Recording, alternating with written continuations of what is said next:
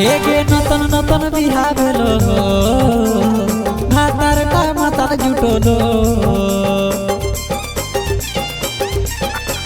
এ ছড়ি নতুন নতুন বিহা বেলো ভাতারটা মাতাল জুটলো এগে মদ পিও হো আর শিশি পিও হো গাঁজা পিও হো আর মাতাই রহো হো पियल बादे तोर भातारे बड़ी मारो देगे पियल बादे तोर भातारे बड़ी कुटो हो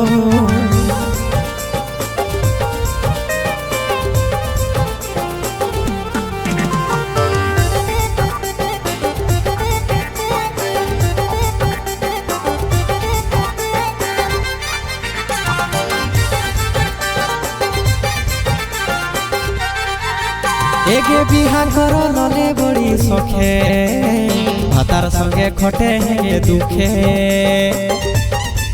तई तो बिहा कर लले बड़ी सखे ससुर घरे खटे हे दुखे अरे रोजे पियो हो माताल जुटलो पूरा पियो हो आर माताई रहो हो पियल बादे पचल पचल गाय हो एगे पियल बादे झटियाई के तोरा मारो हो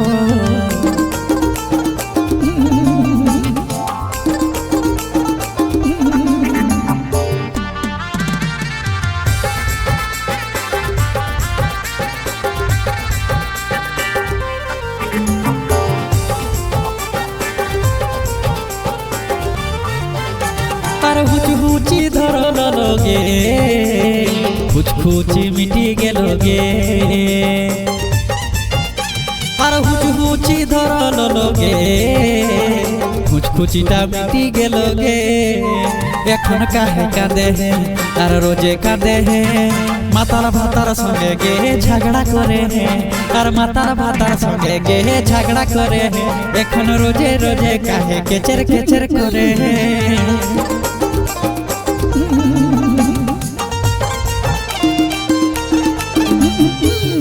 किसान राखो